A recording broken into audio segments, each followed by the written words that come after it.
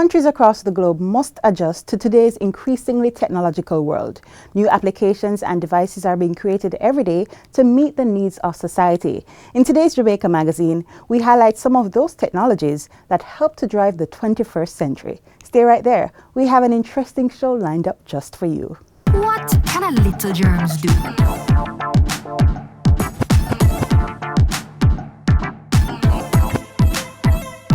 Pink eye running belly, even flu. Germs can make them happen to you. Put germs on our manners with these. Cover your mouth when you cough and sneeze. Always wash your hand with water and soap. Keep dirty hands from your eyes and your nose and your mouth. You don't want to be sick, take care. Practice every day, no germs down here. A message from the Ministry of Health.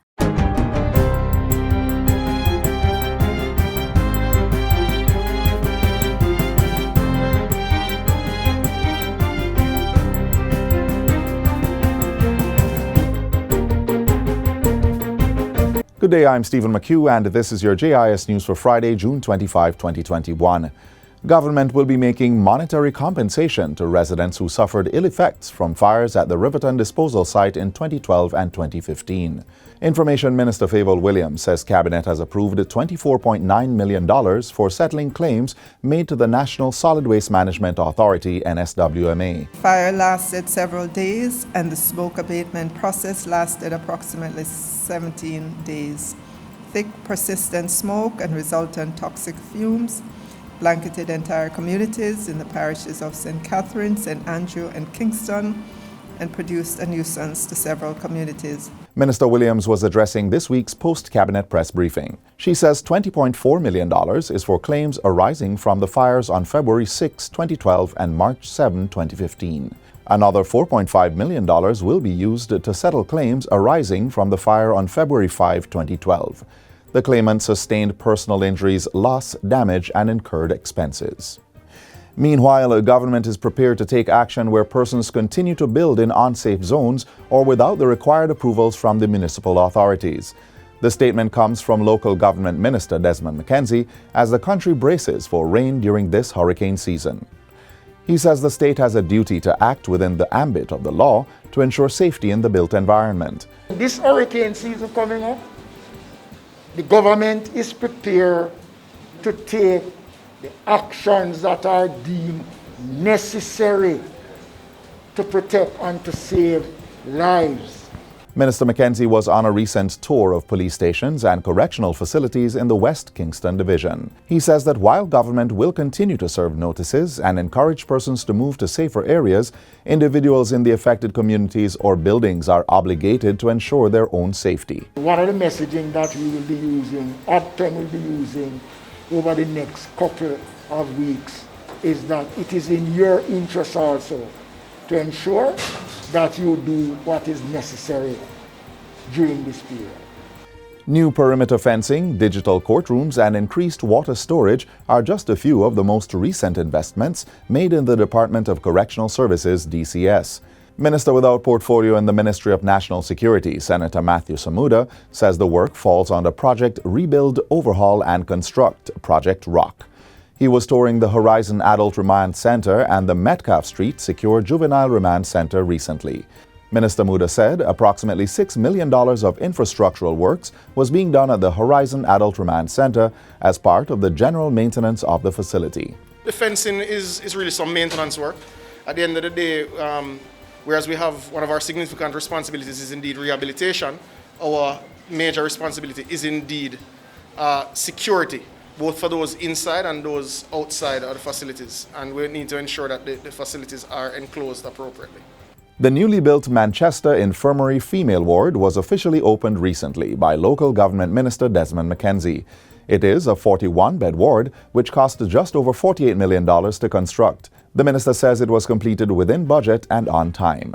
Provided in that funding room for us to put in our solar water system, water harvesting, and we now have in all our infirmaries modern equipment. The building is wheelchair accessible and the grounds boast a gazebo with ornamental plants with dietitians on location.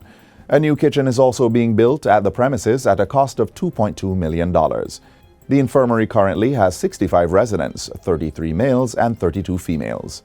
More than 125,000 tablets will be issued to students under government's Tablets in Schools program by the end of the school year.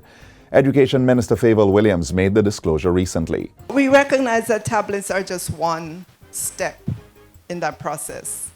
Our teachers have to be trained, and I want to commend our 25,000 teachers across Jamaica. They stepped up to the plate. They got trained. They can manage themselves in the online world. They have created thousands of virtual classrooms, and thousands of students have found their way to these virtual classrooms, and learning is taking place. The minister was speaking at a recent handover ceremony where 21 tablets were presented to the Ferris Primary School in Westmoreland. Valued at $260,000, the tablets were donated via a collective effort of several non-profit organizations, including the Kevin Downswell Foundation, Voices for Jamaica Today Foundation, JN Foundation, and KFC. And finally, Sports Minister Olivia Grange and the Jamaica Olympic Association, JOA, have lauded Veronica Campbell-Brown for her outstanding performance as a Jamaican athlete over the years. The minister and JOA were reacting to Veronica's announcement of her retirement from athletics on Tuesday. Minister Grange says the sprint star is most deserving of all the accolades and praises being showered on her. In order to honor her legacy, a multi-purpose court is being constructed at Campbell-Brown's alma mater, Troy Primary, which is being renamed in her honor. We have built a fantastic multi-purpose complex at the school, multi-purpose court. It's completed. We are paving the school, the front of the school, and very soon I will have the pleasure and the honor of officially opening that court. Of course, we will announce the date when that is being done. President of the Jamaica Olympic Association, Christopher Samuda, says Veronica will remain active as an example of the best in track and field. Veronica Campbell-Brown is one of Jamaica's most decorated female athletes. She has won 3 Olympic gold medals, 3 World Championship gold medals, and many other awards, including being nominated for the UNESCO Champion for Sport because of her interest in women in sports. A statue was erected in her honor in Statue Park at the National Stadium Complex. And that's it for JIS News Today. I'm Stephen McHugh. Thanks for watching.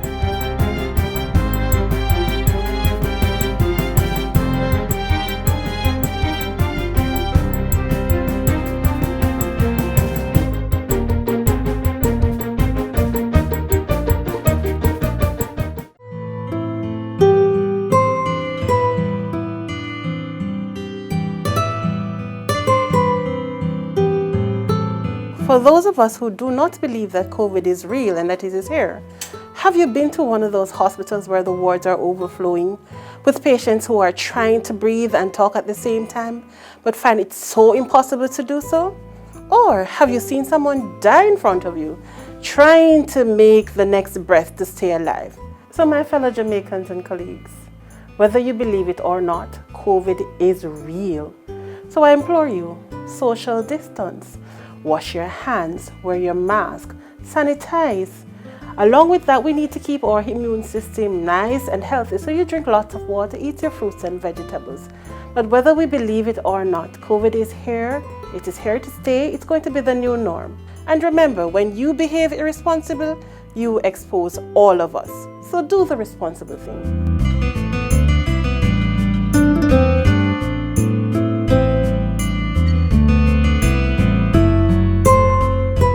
The Ministry of Education recently launched a new program that aims to teach coding to students in public schools across Jamaica. Catch the details next.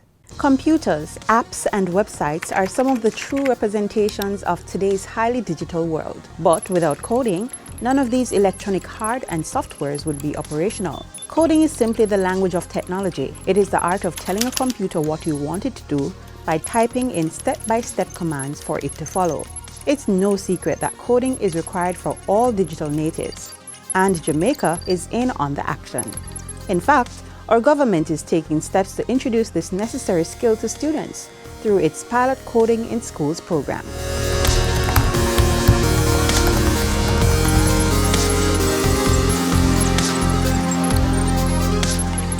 In a historic move, the Ministry of Education, in partnership with Amber Innovations Group Limited, introduced the Pilot Coding in Schools program. The objective of the pilot program is to develop skills such as logical and critical thinking, problem solving, collaboration, teamwork, mathematics, and to instill confidence in kids through coding. Under the program, classes in coding computer applications will be incorporated in the regular school curriculum. The pilot program will be conducted across 20 schools with approximately 2,000 students. The classes are conducted for an hour and a half, twice in a week, and it will be for a period of 3 months. Coding classes are currently being conducted through Zoom or Google Classroom, and the program is already getting great feedback.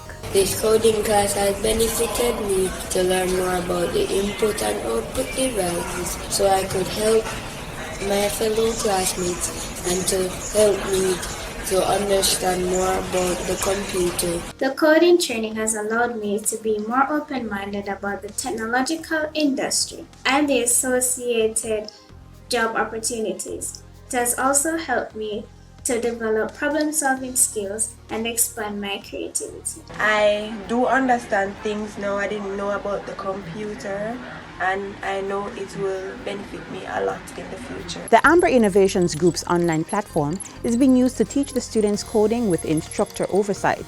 Participants also get a chance to practice coding concepts through activities on the company's online platform.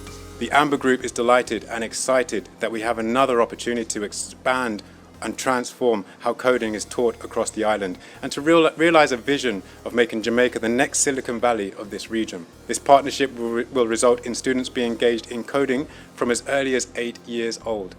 Just think about what this means for these students and how we are transforming their outlook and ultimately their world. Coding not only improves students' technical and soft skills, it ultimately equips them with the knowledge and mindset they need to be outstanding digital engineers of tomorrow. Without coding, there wouldn't be any apps. And I like apps because I'd like to create my own fashion designing app, and coding will help me to do that. I know that we won't really see the benefit of it like right now, but come back 5 years down the line and these students, you're going to be amazed at what they'll be able to do with the computers. They're talking about apps, creating apps, and all of that is going to be amazing because you're catching them at a point where their minds are so open to all this information, all this knowledge, and they will have so much power, believe it or not, in terms of understanding the computer, but also in terms of giving the computer instructions to do things, and it's going to be a wonderful feeling for these students. It is the ministry's hope that over time, the program will grow to incorporate more schools and students.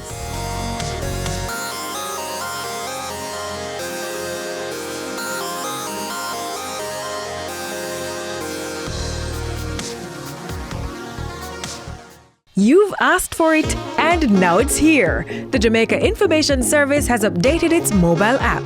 It's easier to navigate, loads even faster than before, talking about top speed, operates seamlessly across platforms, and we're a creative bunch, so it's much easier on the eyes.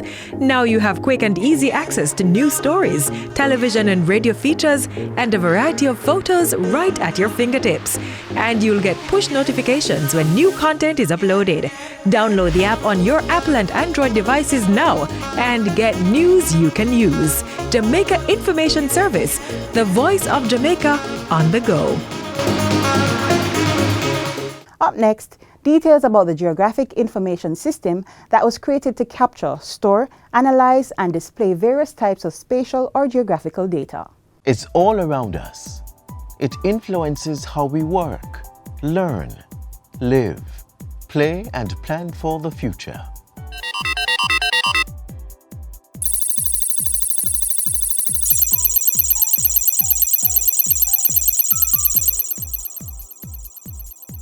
GIS is the short form of Geographic Information System.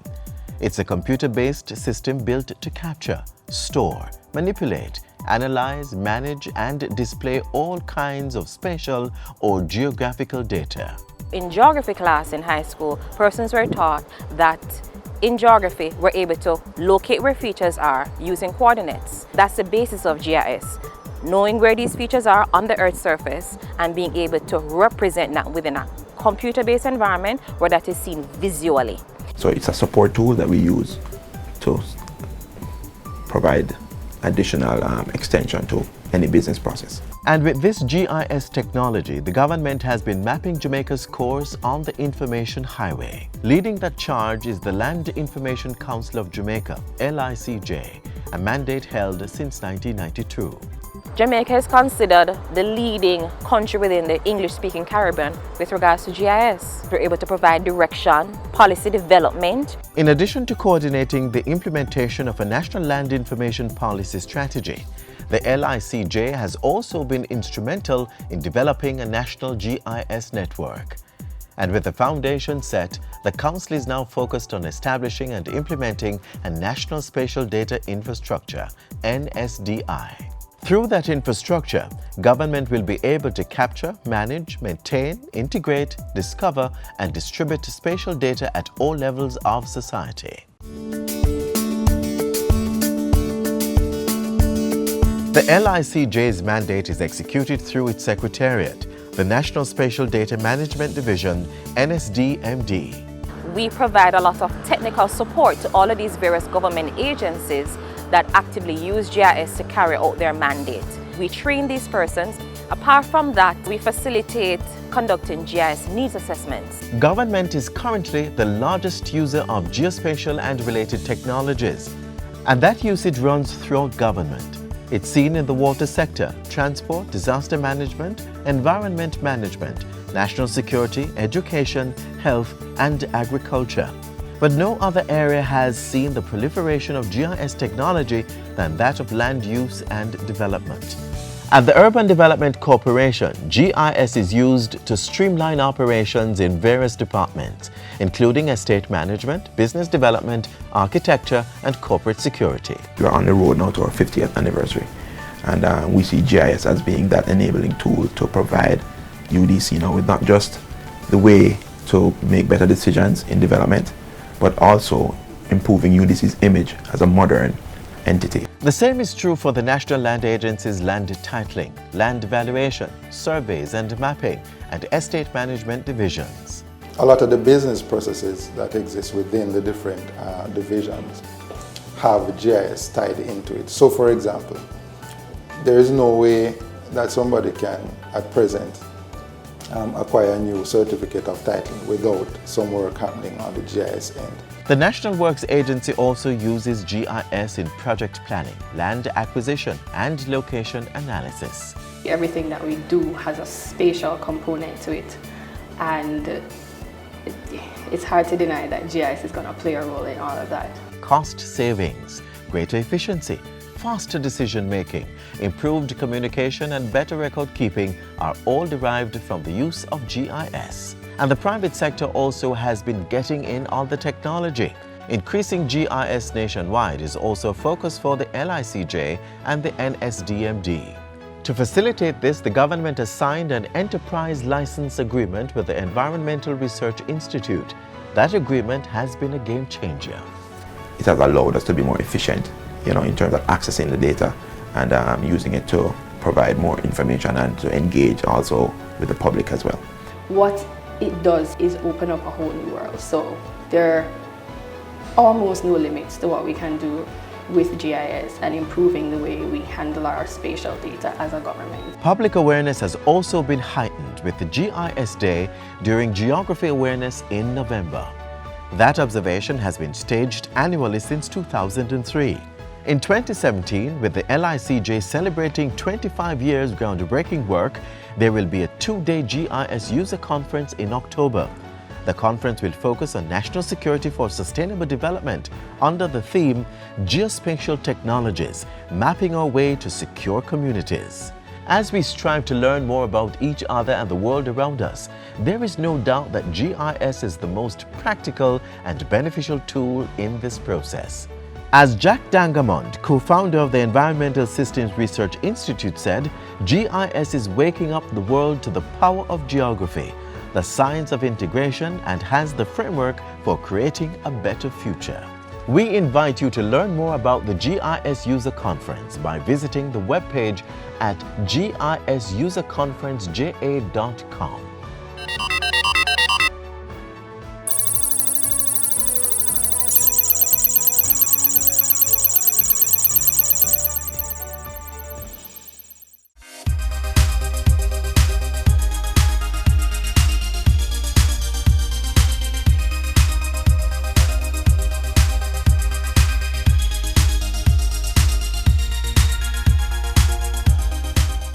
Science, technology, engineering, and mathematics, STEM, a supportive trunk of our island's national standards curriculum, which is strong enough to propel the growth of branches, fueling a better Jamaica. And as if that wasn't enough, our government's creativity expanded to mold the direction of STEM to create STEAM, science, technology, engineering, arts, and mathematics. Right now, I'm about to meet head STEAM maker at the STEAM House, Godiva Golding, to learn about how her initiative is helping government prepare young minds for life beyond the classroom and beyond the curriculum.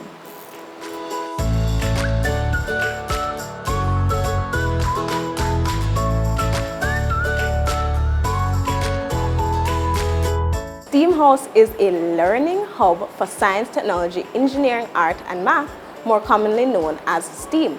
We teach integrated approaches to robotics and coding that allow students to actually solve real-world problems. So we do this through, again, coding and robotics education, and taking them through the process of exploring, imagining, and then making. At the end of STEAM House programs, you will always end up with some sort of end product, whether that be a game, be a prototype, or some web app that you can share with your family and friends. And we center all of this around project-based learning, because project-based learning is what is going to help students to build their problem-solving skills, critical thinking skills, and also help them to channel their creativity. So I know you might be wondering, why was STEAM House created and what is the target audience? Here's the answer. So STEAM House was created with the vision of preparing students for this digital world that is increasingly about artificial intelligence, about technologies, about data, is about computers. And how I first got my start is being introduced as an electronics major at the University of the West Indies. And so, having gone through that experience, learning for the first time about coding and all these fine things at 21, 18 years old, thereabout, I thought it would be really good if we could have students as early as 7 actually learn some of these skills now. Because if they learn it at 7, by the time they get to 18 and 21, they're better able to actually actively participate in this world that is increasingly about AI and self-driving cars and all the fun things that we're going to be able to do with the internet. You have heard about coding because you're right here with us today. Who would like to raise their hand and tell me what coding is or what they think coding is? So there are a number of ways that we engage students in our programming. One way is our Block to Basics flagship course, which is a 2-month introduction to coding for children.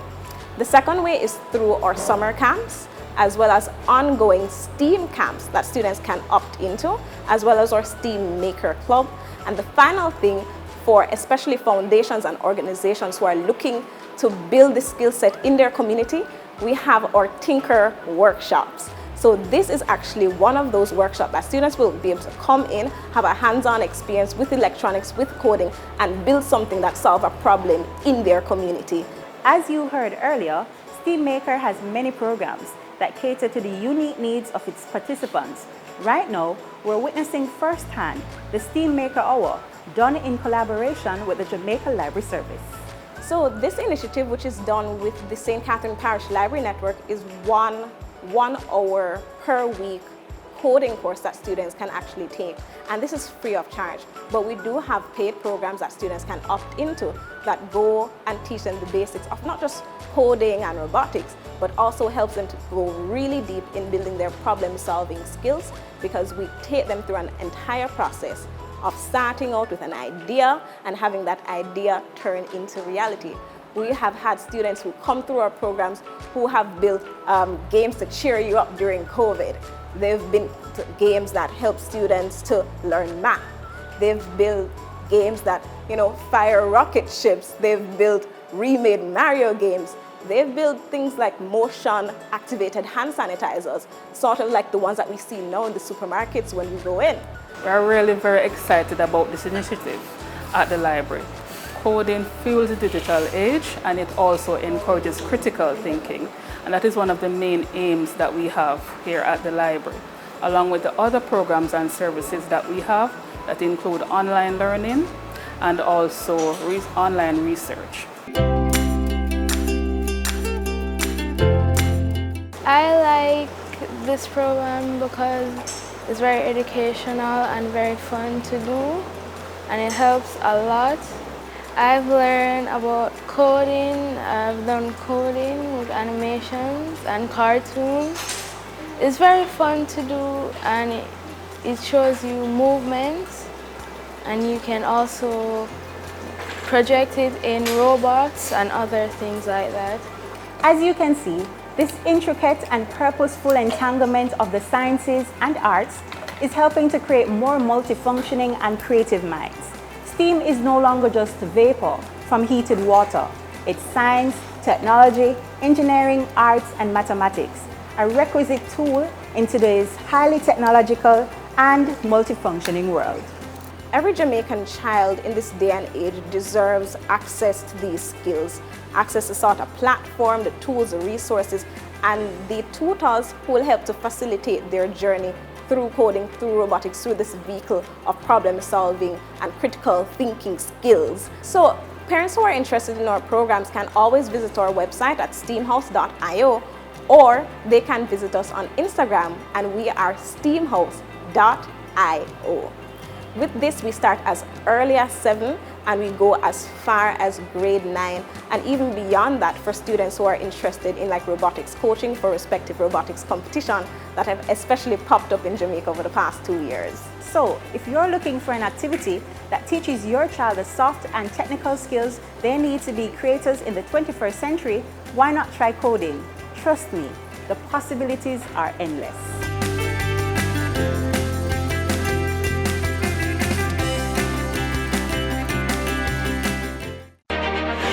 Jamaica and its workforce are advancing quickly. Life-changing opportunities are arising.